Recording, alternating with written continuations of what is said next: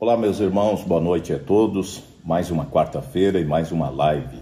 Hoje de um ambiente totalmente diferente. João Pessoa, aqui na Paraíba, no nordeste, do Brasil.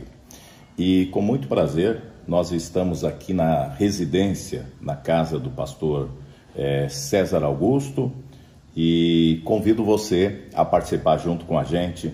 Algumas pessoas já estão nos acompanhando em diversas partes do Brasil, nossos irmãos do Rio Grande do Sul, do Uruguai, da Argentina, de São Paulo, de Minas Gerais, ou seja, várias pessoas.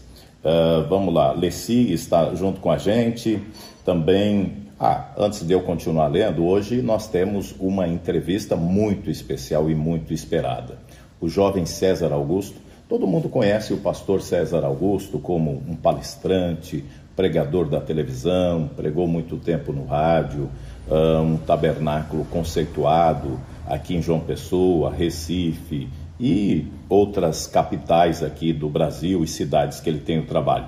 Mas nós queremos voltar ao passado, voltar lá na infância, e como eu coloquei a chamada, quando ele tinha 1 ano e 5 meses, ele perde o seu pai e somente a sua mãe. Momentos difíceis, e tudo isso, e creio que vai servir de exemplo para muitos jovens que estão começando na caminhada, que Deus pode mudar a história da sua vida.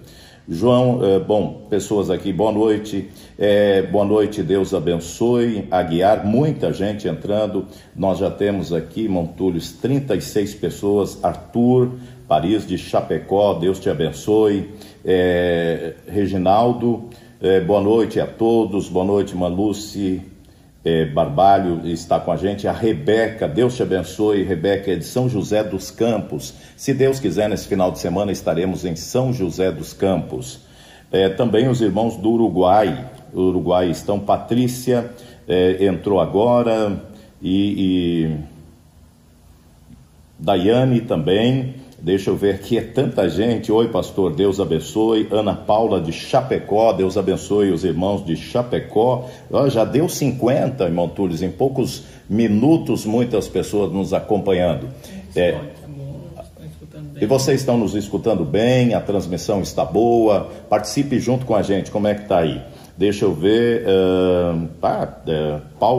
Paulo Henrique, também aqui, Daniele, de Recife aqui, Edilson, Paulo, quase 60 pessoas, já é muita gente aqui.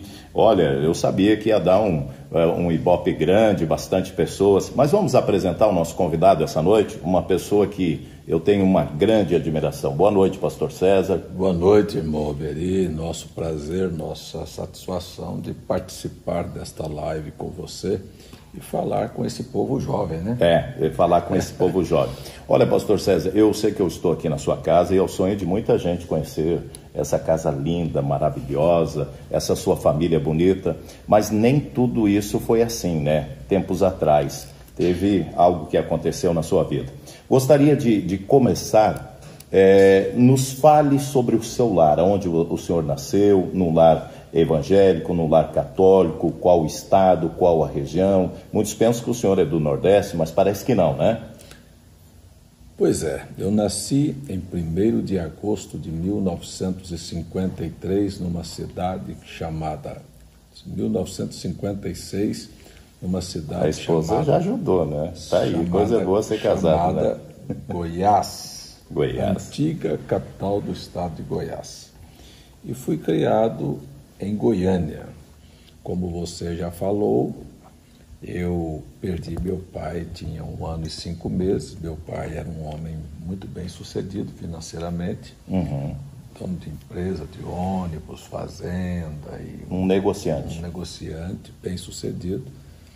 E minha mãe ficou uma viúva jovem, com 23 anos de idade, e não teve a habilidade... Quantos filhos?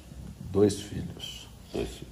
Não teve a habilidade para conduzir os negócios e acabou entrando no mercado de emprestar dinheiro e tal, e isso foi dar um tombo aqui, outro a outro, e quando pensou que não, fomos viver de um salário mínimo deixado pelo meu pai, uma aposentadoria, e ficamos até aos 18 anos com isso. Quer dizer, na verdade, quando muito criança ainda, não tínhamos as leis que temos hoje, 8 anos de idade, comecei a engraxar sapato, vender picolé. Com 8 anos de idade? Com 8 anos.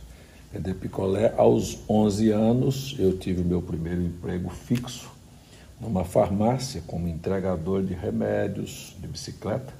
E lavava banheiro, manipulava os produtos naquela época, o metiolate, todos esses produtos eram produzidos na farmácia. Então foi assim. E uma pergunta, com 8 anos de idade na rua, engraxando, trabalhando, havia aquelas influências erradas, exemplo, para fumar, para beber, ou para fazer aquelas coisas erradas que nós sabemos que existe hoje na atualidade? Sim, o pecado sempre existiu, né? Então, tudo vem também do ambiente da formação. Desde que eu nasci, meus pais eram evangélicos e nasci num berço evangélico e desde pequeno mesmo, minha mãe tendo ficado viúva, ela nos criou no evangelho até por um pedido do meu pai. Porque meu pai foi baleado covardemente, mas antes de morrer ele disse, olha, faça dos meus filhos homem e os crie no Evangelho.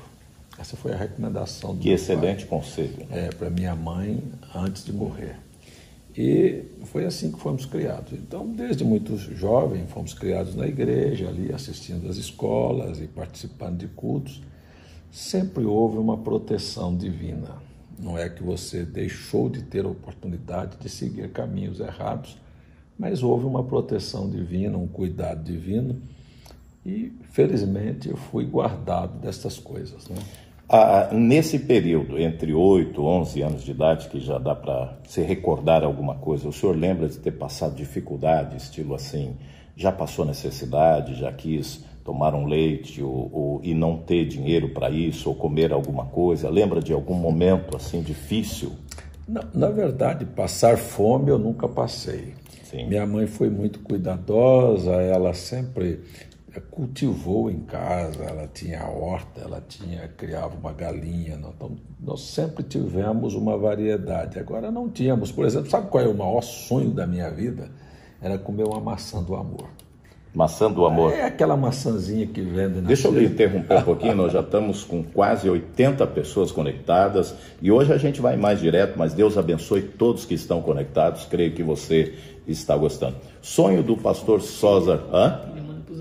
É um convite isso, irmão Túlio. Você que está nos assistindo, compartilhe com seus amigos, pede para nos seguir lá, pastor Alberi Bueno, a entrevista é excelente. O sonho do pastor César quando adolescente, criança, era comer maçã do amor, aquela maçãzinha, aquela maçã que se vende nos parques de diversões, aquela maçã melada alguma coisa doce ali, que tinha aquela melada. Eu lembro. Lembro. Mas olha, aquilo era a maior vontade que tinha, mas cadê o dinheiro para comprar? Quando você fala sobre passar necessidades, então mesmo começando a trabalhar muito jovem, mas as coisas eram muito diferentes. E o que nós tínhamos naquela época, por exemplo, gastávamos muito sapato, porque não tínhamos transporte, né? Às vezes andávamos muito, até com o seu sogro, fomos muitas vezes para a igreja, não é? Sim. Então, quando jovem ali, e assim, às vezes só tinha 2 ou 3 calças, ou normalmente, às vezes, o sapato furava e você não tinha dinheiro para comprar um outro sapato. E ia com o sapato furado para o colégio? Para o colégio, para a igreja. Olha, teve uma época assim, o sapato furava, se você chegasse na frente para ajoelhar, aparecia aquele buraco ali, né? Então ninguém ia se ajoelhar, né? Não se ajoelhar porque o sapato estava furado. O sapato estava furado. Então foi assim, as dificuldades foram muitas na vida, mas muito cedo comecei a trabalhar e até hoje não parei. Eu queria falar sobre trabalhar. Quem lhe ensinou a trabalhar? O senhor herdou, seu pai era trabalhador ou é sua mãe? Porque dá para ver que desde pequeno o senhor é trabalhador, até hoje muito trabalhador e não para, e com uma energia assim incrível. Nos fale sobre isso, porque tem muitos jovens hoje que não querem trabalhar, não tem desejo, mas O senhor lá começou muito cedo, com 8 anos. Pois é, dizem por aí que é a necessidade que faz o sapo pular. Então, como não tinha pai e tinha que se virar para viver, fomos procurar o que fazer, não é? Sim. Então, eu trabalhei em farmácia, fui cobrador de ônibus, né? Com 14 anos. Depois eu procurei uma independência, fui trabalhar com o irmão da igreja como vendedor e as vendas envolveram a minha vida. E fui bem sucedido. Olha, me chegou uma pergunta aqui. Em que momento o pastor César sentiu falta do pai? Sabe, falta do pai você sente a vida toda, porque, em primeiro lugar, uma família, uma pessoa que não tem pai é uma pessoa sem referência. Todo mundo te olha como uma pessoa sem referência. Aquele é filho, pode ser um bêbado, mas é filho do seu fulano, é filho de fulano de tal. Mas quando você não tem um pai, você não tem referência. Aquele é filho daquela mulher lá, daquela viúva. Então nunca se tem aquele respeito, sabe? Então isso é uma coisa, é um buraco que ficou na história da minha vida, foi não ter uma referência familiar. Até hoje o senhor sente falta? E até hoje, eu nunca chamei aqui na Terra ninguém de pai. Então, eu acho que ficou assim um buraco. Às vezes você quer ser pai de todo mundo porque você não teve pai. Essa é uma das grandes verdades, é a lei da compensação. Você não quer ser pai apenas dos seus filhos, você acha que você tem responsabilidade com todo mundo. O senhor daria um conselho aos jovens que têm pais, valorizar, né? Pais e mães vivos, né? Quem não valoriza pai e mãe, ele não sabe o que é a continuação da vida. Sabe, e amanhã ou depois ele vai sentir o que realmente a falha que ele teve nesse aspecto. Muito bem. Olha, é uma das lives que mais tem pessoas nessa atualidade aqui, quase 90 pessoas junto com a gente. Deus abençoe a todos, vá compartilhando com seus amigos, muito interessante. Mais uma pergunta aqui, pastor Sérgio, chegou. Então, nós já estamos na fase aí da adolescência, e como o senhor enfrentou o evangelismo nas praças, começou a se envolver com o evangelho? Eu fiquei sabendo uma vez, aí não sei se dá para falar, dá ou não? A Irmã Janete está aí. Não há problema. Eu tenho aquelas fofoca gospel, assim. Sim. Disseram que o senhor era bonitão e ali aos 14, 15 anos. Cadê a foto que eu mandei? Tá aí a foto aí. Não, mas é bonito mesmo. Não era o galãozão? Era, sim. Rapaz, E as disse meninas que... andavam atrás. Olha, eu estava meio com medo de falar e tudo, sabe? Mas como é que era esse momento, assim, de galã? Não, teve um momento de galã, assim, né? Uma vez uma colega nossa lá da igreja, que trabalha lá na igreja de Goiânia até hoje, perguntou para mim assim, qual foi a moça da igreja que o senhor não namorou, né? Porque meu Deus, rapaz. Porque nós tínhamos lá... Ninguém sabia disso, hein, Montulhos? Hein, André? Nós tínhamos lá, assim, umas 200 moças, né? Mas assim, sim. Então, aquelas que mais sobressaíam, mais bonitas, sempre cheguei perto. Mas era assim, aquele negócio de garotão. Só de olho, namorava só com o olho. De olho, bate-papozinho longe, assim, às vezes ia almoçar juntos. Mas sabe? entre tantas, não é tinha essa... que escolher uma. Tinha, não podia ficar com todos. Sem dúvida, né? Então, na verdade, assim, o senhor me perguntou sobre evangelismo. Sim. Eu desde... Quando foi despertado desde pequeno, fazer a obra, né? Quando eu ia para a escola, eu estava fazendo o primeiro ano ginasial, hoje que era quinta série, né? Quinta série. Então, o professor deu um relatório lá, um questionário. O que você pretende ser quando crescer? Sabe o que eu respondi? Que eu queria ser pastor. É mesmo? Isso eu tinha 11 anos. 11 anos de idade? 11 anos. Então, eu já tinha definido que eu queria ser pastor. E com 14 anos, participando da juventude, da mocidade da igreja... Havia uma mocidade muito grande em Goiânia, cerca né? de 500 jovens. 500 jovens. Então, sendo parte desses jovens, que eram divididos em 5 grupos, e eu pertencia a um grupo, então...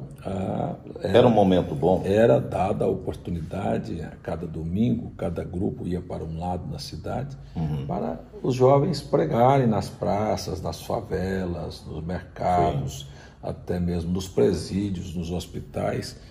E eu comecei ali com uns 14 anos pregando nas praças junto com os jovens. A primeira vez que falei em público foi numa favela. Numa favela. Junto com os jovens. Depois eu sozinho tomei iniciativa, peguei um Novo Testamento deste bolso, coloquei no bolso e fui para um hospital de leprosos que existe em Goiânia, chamado Santa Marta, Colônia Santa Marta, sozinho, visitar leprosos de quarto em quarto, orando por eles. E no final de uma semana de trabalho que eu fiz naquele leprosário, tem uma estátua de uma santa, Santa Marta lá. Sim, sim. E eu preguei ao lado dessa estátua, desta santa, sozinho. E os leprosos fizeram ali aquele círculo ali. E quando eu fiz uma chamada de altar ali, eu perguntei quem queria aceitar o evangelho. 29 daqueles leprosos vieram, se joelharam ali, nós oramos com eles ali, e foi assim. Então, o senhor saiu dali realizado. Assim, aí foi a vida, foi seguindo dentro dessa linha. Também teve um outro episódio que disseram que o senhor arrumou aí um casamento aí para os pais de um amigo nosso aí. O senhor era santo casamenteiro? Não, é o seguinte, eu tinha um amigo que trabalhávamos juntos, e nós fomos sócios de uma empresa de detetização lá em Goiás. Sim. E eu fui fazer um trabalho no interior lá, no seu sogro. Sim, sabe? São Luís dos Montes Belos. São Luís dos Montes Belos. Certo. E aí... Chegou lá, o senhor estava lá. Aí eu conheci uma moça que cantava, achava que cantava bonito, mas eu não era aquela pessoa que você se interessava. E eu falei, olha rapaz, o pai do pastor Estevão, você gosta muito... Edmundo Sena, né? Você gosta muito de cantar, e eu conheci uma moça lá que canta bonito também, acho que o negócio ia dar certo. Mas foi assim, que eu me lembre na minha vida... Foi a única pessoa que eu incentivei para um... Meu Deus, chegamos aqui a mais de 100 pessoas, recorde mundial aí. O senhor é famoso, hein? Conhecido, olha. Meu Deus do céu, se juntamos bonito, aqui. Não, bonito. Pergunta a minha esposa se eu não sou bonito. Ah, mas claro que ela vai dizer que eu ainda não. Mas olha, Deus abençoe todos que estão nos seguindo, muito obrigado aí, e vão divulgando. Olha, muita gente que não dá para ler todo mundo, mas eu quero dizer que eu considero a todos vocês o carinho. A entrevista está excelente, nós vamos seguindo. Bom, estamos aí na idade de mais ou menos 16, 17 anos. Quando que o senhor começa a namorar para casar?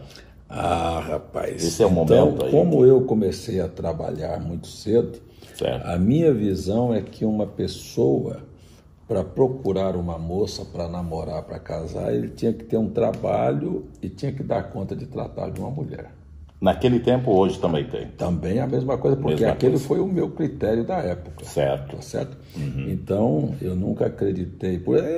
A mocidade hoje está meio diferente. O rapaz vai sair com a moça, eles racham, dividem as contas. Ah, lá não existia isso. Não, no meu Quem tempo, que pagava? Era ela? Ou... Não, o rapaz tinha que pagar para mostrar que ele dava conta do recado. Então, esses rapazes que não têm dinheiro nem para pagar um lanche e tudo, não estão preparados. Nada, isso é um bando de frango de granja, viu? Frango de granja. Que não um dá elogio. Não dá conta, um elogio para vocês. Não aí, dá conta de pagar a conta de uma moça. Sim. Não. Então, foi assim. Então, eu comecei, quando eu trabalhava, fui gerente de uma equipe lá numa empresa de detetização, e depois montamos... Gerente?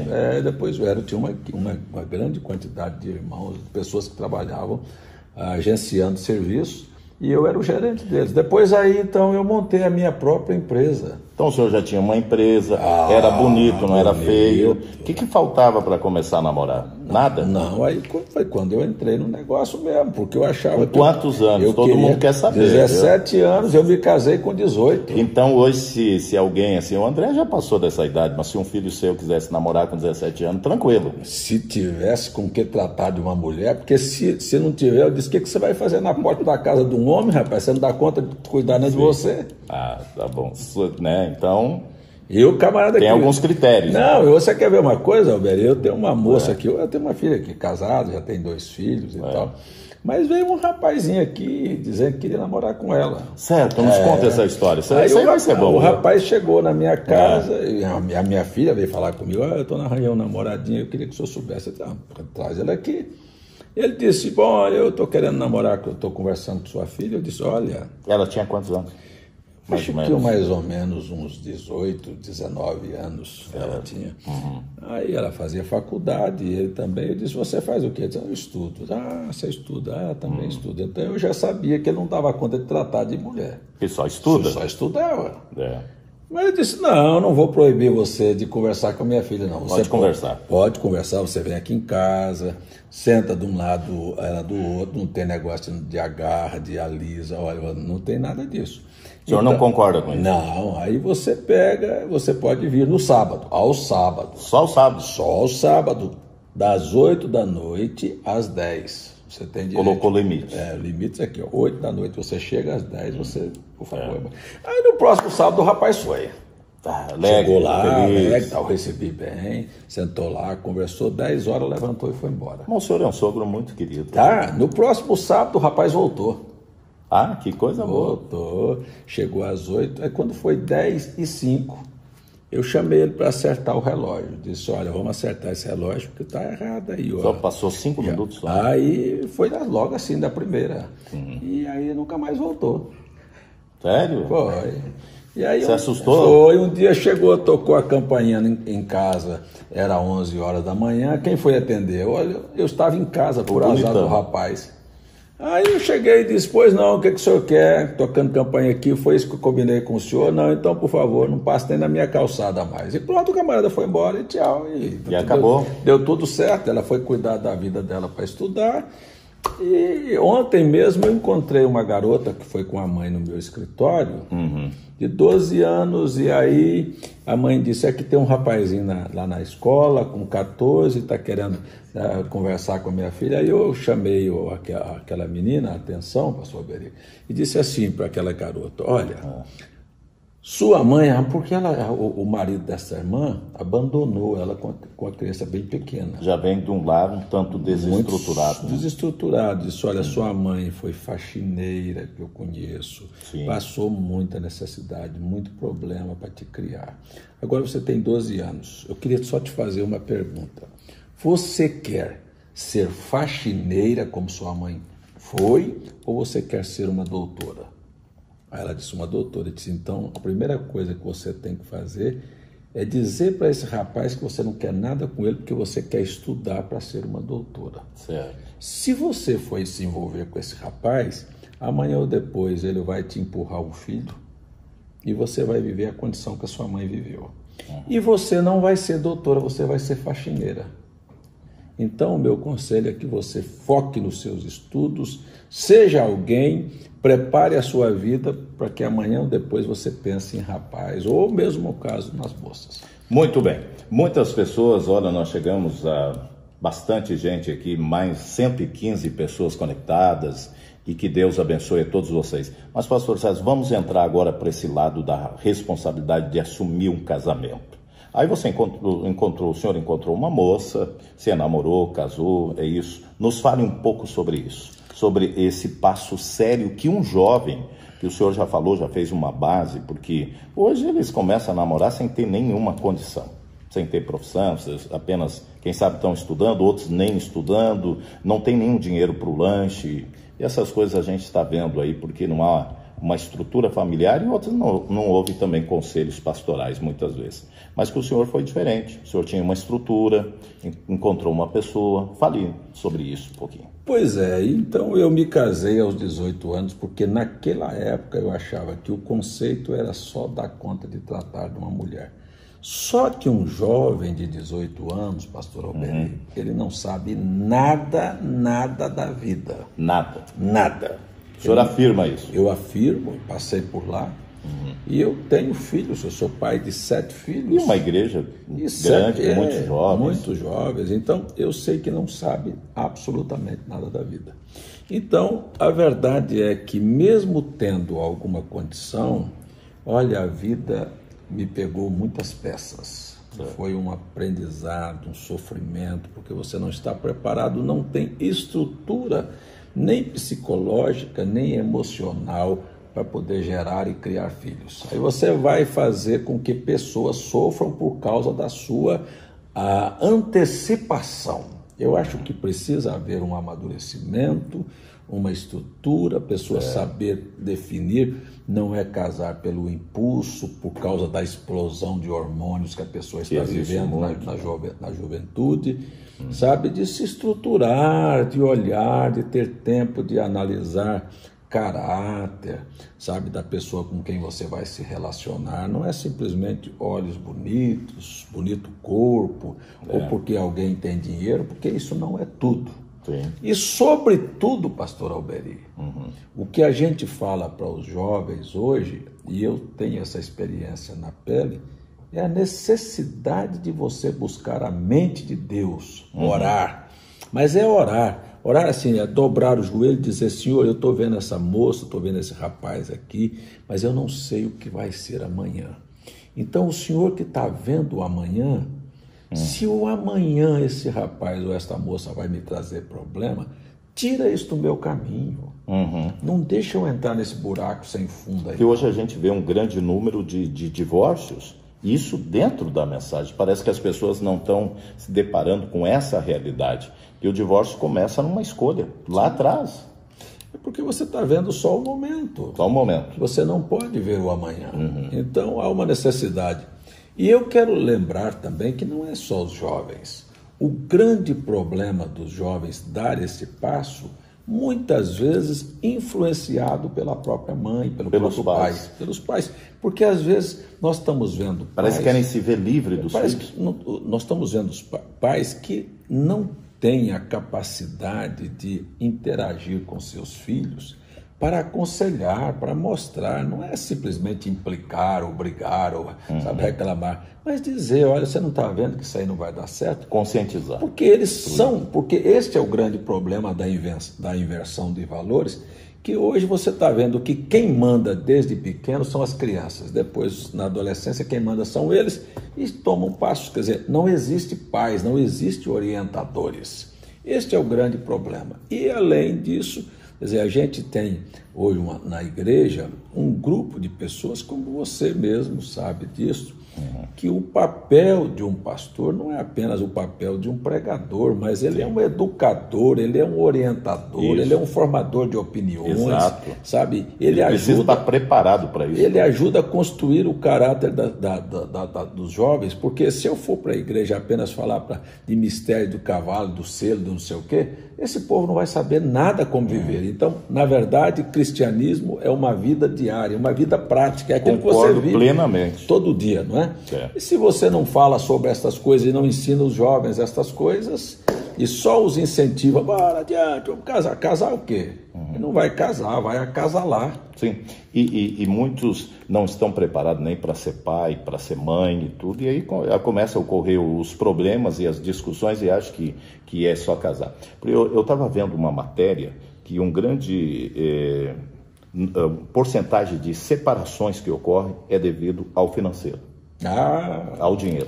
Começam, no início é tudo uma maravilha quando está namorando, se tem dinheiro ou não tem, se tem dinheiro para pagar o lanche ou não tem, é uma situação. Mas depois que casa, a mulher quer o dinheiro. Meu amigo, o senhor sabe bem disso aí, não sabe? Antes de casar, eu vivo com você debaixo da ponte. Sim. Depois que casa, vem a enchente. Vamos sair daqui porque a água está chegando. Sim. Aí o sapato vai ficando velho, o vestido vai ficando roto, aí nascem os filhos, aí você não tem dinheiro para comprar o brinquedo, não tem dinheiro para comprar um enxoval. E qual é a mulher que vai ser feliz não tendo uma estrutura familiar? Não tem. Então, eu acho que este é o problema. Por que os jovens não se dedicam a construir primeiro uma estrutura para depois dar um passo desse? Tem a vida toda aí pela frente, quer dizer, vai lá. Eu achei muito importante, eu acho que isso aqui é fundamental o senhor passar, como que o senhor tem feito com os seus filhos hoje, o André, a Cristina, a Tati, tudo, o senhor tem dado diploma, levado a eles terem uma profissão. Sim. Eu tenho 7 filhos, todos eles são formados, todos. Olha, o mais velho é contador, depois eu tenho filho médico, tenho 2 filhas enfermeiras, aliás, com pós-graduação, com mestrado e fazendo doutorado. Eu tenho filho formado, 2 filhos que são advogados e tenho uma arquiteta. Então, eu dei um diploma para cada um deles, dei uma oportunidade para que eles construam a vida deles. Foi o que eu dei, esta formação. E dei um exemplo, porque veja só, eu tenho uma filha com 24, o André com 25, a Tati com 22. Nenhum deles tem namorados. Nenhum deles estão focados nisso, porque primeiro estão definindo a profissão deles, a vida deles, para depois pensarem em... Seja o lado profissional. O lado profissional, para depois pensar no casamento. E esse é o conselho seu. E isso aconteceu com os outros. Todos eles se casaram na hora certa. Tem moça que casou com 30 anos, a outra casou com 29. E não passou da hora, não. Daí com os 3 filhos, a outra com 2 filhos, o outro com 3 filhos. Todo mundo se casou, não teve pressa nenhuma para se casar. Mas casa, sabe, dentro de uma estabilidade. Não vai dar problema nem para sogro, nem para sogra, nem para pai. Nem pra... Eu não tenho filho nenhum que veio pedir ajuda para mim. Eu, que de vez em quando, peço uma ajudazinha para eles. Sim, estão ganhando bem, entendi. Muito bem. Pastor César, sabemos que o senhor casou, depois ficou viúvo, aí casou novamente, tem uma esposa que é excelente, que até o senhor fala isso, que marca muitas pessoas que o senhor no primeiro casamento nunca brigou, né? E também agora no segundo casamento, quantos anos já está casado? Tá, 27. 27 e nunca brigou. Sabe que nem todo mundo acredita sobre isso. Acho que é um problema. Nos explique sobre isso aqui, que nunca brigou. Sabe o que é, pastor Alberi? É assim, a gente precisa de ter uma consciência. Quando eu falo que casamento não é coisa para menino, é para gente que tem responsabilidade. E é algo muito sério. Se não tem, não entra no assunto. Então, a minha experiência é o seguinte: quando eu digo que eu nunca briguei, eu nunca disse que eu nunca tive problemas. E às vezes você fala... Ou divergir de ideias, né? Às vezes você faz uma coisa ou fala uma coisa que não agradou, mas não leva aquilo à discussão. Claro. Então, o que ocorre? Às vezes você passa uma semana com a mulher virada para o outro lado, na cama, lá para o canto, sem falar, e às vezes uma conversa outra. Mas passou aquele momento, vamos sentar e vamos conversar? Não, então agora eu entendi. Você entendeu, né? Sim. Mas já briguei? Não. Então agora eu entendi. Então você senta, volta atrás, conversa, você tem que pedir perdão, você pede. Sim. Se a pessoa está errada, você mostra que onde é que errou e que aquilo não deve se repetir e vamos tocar a vida, meu amigo. Vamos mudar um pouquinho de assunto agora. Resumindo aqui, antes da gente mudar de assunto, como é ter um lar abençoado e feliz? Porque o senhor tem um lar abençoado. Olha, eu digo, sou uma testemunha disso. Um lar abençoadíssimo, uma família muito linda. Depois a gente coloca aí, né, André, uma foto aí dessa família linda, que é um exemplo para o Brasil, para o mundo, para a mensagem. Dê essa receita aí de construir uma família muito bonita, não só de beleza, mas de caráter, de espiritualidade, de tudo. Há muitos jovens nos assistindo no Brasil, fora do Brasil, no mundo todo, que sonham com isso. Eu encontrei jovens que disseram, sabe qual é o meu sonho? É construir uma família. Meus pais não tiveram, mas eu gostaria de ter. Pois é, pastor Alberi, olha, eu tenho 7 filhos, 4 do primeiro casamento e 3 do segundo casamento. E todos eles se fundiram, sabe? São um só. Há uma unidade. Uma unidade. Você não consegue distinguir entre essas duas famílias. Essa é a primeira, essa é a segunda. Na verdade, eles são irmãos, sabe? São irmãos. Deus nos deu a graça. Quando eu fui casar com a Janete, eu a chamei e disse, olha, você tem uma missão, conquistar a amizade dos meus filhos. A correção é minha. Certo. Então ela fez isso com habilidade, conquistou a amizade dos 4, que a tem hoje como mãe. Certo. Tem o respeito como ela se fosse a mãe delas. Amizade muito grande. E os filhos foram colocados assim. Os mais velhos ajudaram a criar os mais novos e são irmãos e todos eles vivem muito bem dentro de um relacionamento. Eu devo isso a Deus. A Deus. Agora, Deus. Eu devo a Deus. E aí você tem a questão da construção de valores e princípios. Aí a minha mulher tem sido uma mulher que tem ajudado tanto um lado como o outro e tem também dedicado parte da vida dela à oração, à leitura da Bíblia, sabe? Eu achei algo muito Você lindo. quer ver uma coisa? Como eu vivia viajando e pregando, chegava em casa 1h30, 2 da manhã, eu nunca me levantei para fazer culto doméstico com as crianças de manhã. Mas Isso que eu ia falar. ela nunca deixou os filhos ir para a escola sem ler a Bíblia e sem orar com eles todos os dias. Então, o sucesso dessa família abençoada se atribui muito à irmã Janete. Sim, sem dúvida. A Bíblia diz que é Mulher papel sábia. de uma mulher edificar a casa. Então, sem dúvida alguma, devo muito a Janete a criação dos meus filhos. Muito bem, pastor César, nós já estamos indo para o final. O senhor foi chamado para o ministério com quantos anos? Só bem rápido essa pergunta. Bom, eu comecei pregando com 14 anos, vim para o Nordeste do Brasil sozinho, minha esposa e 4 filhos no princípio. Eu tinha 25 anos. 25 anos. E fui ordenado como pastor aos 28 anos. São 35 anos. Quando o senhor veio para o Nordeste, já era pastor ou não? Não. Não, fazia um evangelista. Um evangelista. E eu queria entrar nisso para nós ir rumando para o final da nossa entrevista.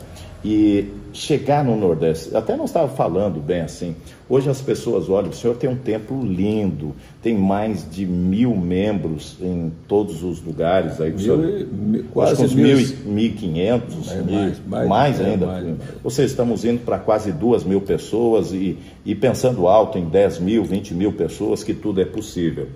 E não penso bem assim, o pastor César é rico, sempre foi rico, mas há uma história sobre o seu trabalho aqui no Nordeste, que chegou aqui, era difícil. Gostaria que o senhor falasse sobre isso. Não, você foi testemunha ontem. Fui mesmo. Quando estávamos num restaurante, chegou o moço que tinha na época 2 anos de idade, que eu apresentei. Os pais, às vezes, não tinham o que comer praticamente, era uma batata, uma coisinha só para a criação dos filhos. Então, na verdade, pregar o Evangelho, eu acho que era um teste para você entender, e que hoje eu falo com muita propriedade que eu não prego o Evangelho por dinheiro. Eu prego o Evangelho por vocação, por chamado. Sabe? Então, eu parti para o sertão da Paraíba, a região era extremamente pobre. Quando o senhor chegou aqui, havia uma igreja ou não havia igreja? Não havia nada. Nada? Nada. Eu desembarquei aqui no aeroporto, eu, a mulher e 4 filhos, e não tinha nenhum crente. Mas o senhor é um homem de fé mesmo, hein? Eu não sou um homem de fé e de trabalho. Porque fé sem trabalho não faz nada, adianta. né? Fé sem obras é morta, não é? Sim. Então tem que agarrar, e eu acho que até hoje, eu acho que depois desses anos que eu estou aqui como ministro, aqui nesta região, eu vou deixar isso registrado nesta live. Eu agora estou começando a trabalhar. É mesmo? Agora? Agora. Meu ministério está começando agora. Agora eu creio que nós vamos. Aí não chocou, né, Montuzi? Se ele não trabalhou até agora, vai trabalhar agora, né, Montuzi? É mais trabalho para vocês. O que eu fiz até agora só foi um treinamento? Só um treinamento. Um aquecimento? Um treinamento, porque agora e a irmã Janete vai deixar o senhor trabalhar? Agora que eu estou preparado para trabalhar. É mesmo? Está com todo o pique. Estou jovem, viu? Está jovem. Aí eu vi a enfermeira lá lhe chamando de jovem. Você está entendendo? Mas os tempos foram difíceis, não foram? Muito desafios. O povo acha que é a maior barbada. Eu quero ser pastor ganha muito dinheiro e tudo. Eles não vê o pastor César, olha só. Tem dinheiro, aquilo ali é rico, é milionário e tudo. Agora deixa eu falar para os jovens também aí, né? Olha, assim, não é? Já posei atolado, já andei sem dinheiro, já vivi todas as fases na vida aqui no Nordeste. Foi muito difícil, muito trabalho. Agora, tem uma coisa, nunca você me viu, nem minha esposa, nem membro nenhum me viu cabisbaixo, preocupado, acabado. Eu não vou. Não. Eu não Sempre motivado. Nunca tive um momento de desânimo na minha vida. Isso desde criança até agora. Eu tenho uma predisposição assim, se tem um problema, vou enfrentá-lo. E tem solução. E tem solução. E oração, não é? Confiança em Deus, oração, que abre qualquer porta. O André vai mostrar o álbum da família. Essa questão de carro, de casa, eu tenho aí uns carrinhos aí, tem uma casinha aqui.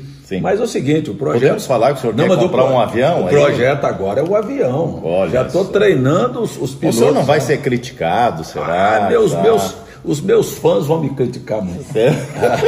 Eu tenho um fã-clube maravilhoso. Se tiver um bom piloto, eu ando junto. Pois talvez não. Você tem que trazer o irmão Cristiano junto com você, rapaz. Mas outra coisa que me falaram, não, eu sei disso, o senhor é um excelente dizimista. Eu acho que o senhor precisaria falar sobre isso aí, pastor César, porque a maioria dá esmola, e o senhor não é de dar esmola, o senhor é um ofertante da obra de Deus. E muitos jovens estão aí, não tem nada, como teve momentos na sua vida que o senhor não tinha, né? Entrava R$800, o senhor aplicava R$800 na obra. Então eu estava dando 100%. Tava dando, pois é. Eu já dei muitas vezes 100%. Aliás, e tem muita gente que não sabe ofertar. É muito ruim você falar, né? Mas se você quiser, eu te mostro ali agora que os meus dízimos, eles são sempre antecipados. São sempre antecipados. Por exemplo, se eu teria que dizimar agora esse mês, digamos, o que entrou aqui, eu vou ali e te mostro que eu já dizimei o mês passado. Adiantado.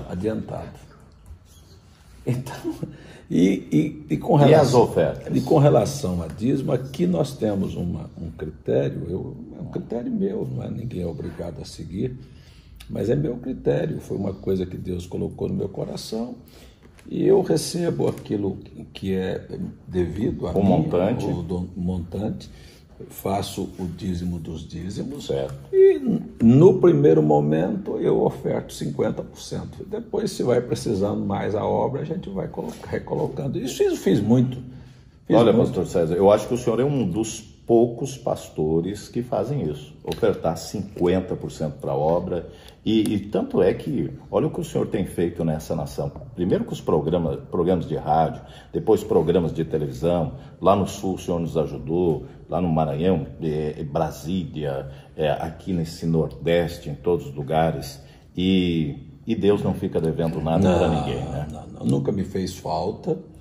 Deus tem suprido as necessidades e, como você sabe, eu estou aqui, moro bem, minha família vive bem, eduquei meus filhos, Deus supriu as nossas necessidades, tem um bom templo, não é?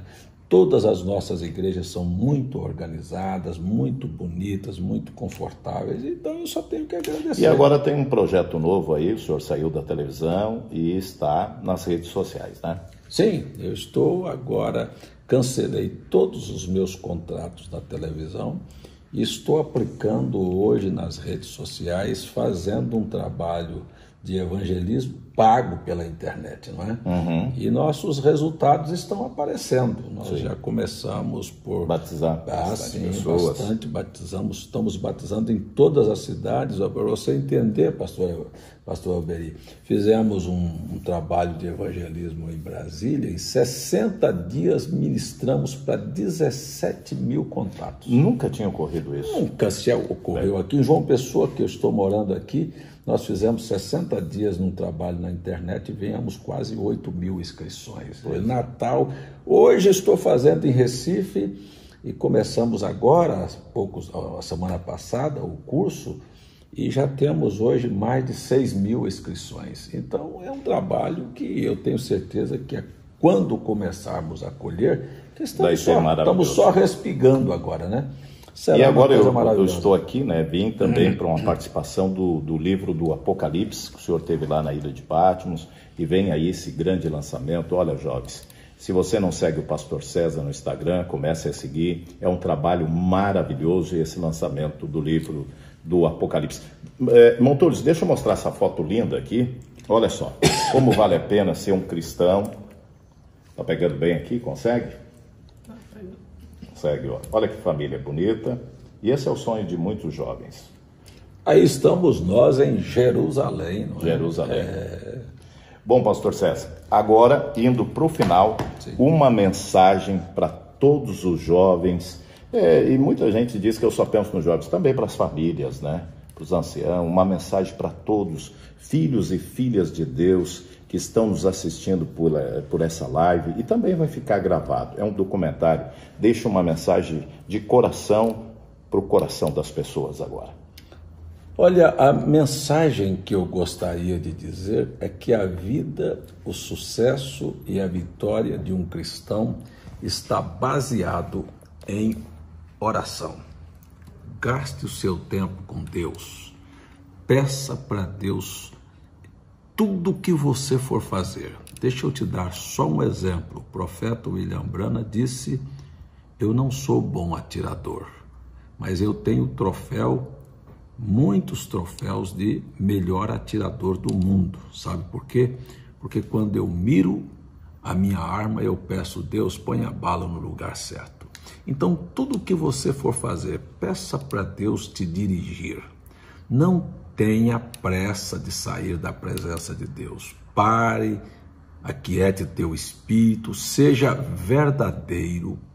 O maior psicólogo e o maior orientador que existe é Deus. Ele te capacitará, Ele te orientará e Ele porá os teus pés no caminho que você deve seguir, e tenho certeza, você será vitorioso em todas as etapas da sua vida. Minha mensagem para todos os jovens e para todos os pais. Muito bem, queremos agradecer ao pastor César, a hospedagem, Monturos, irmão André, a família, uma família abençoada, e dizer o seguinte: se Deus quiser, quarta-feira que vem, eu acho que provavelmente estarei em Betim ou São Paulo, estaremos fazendo essa outra live.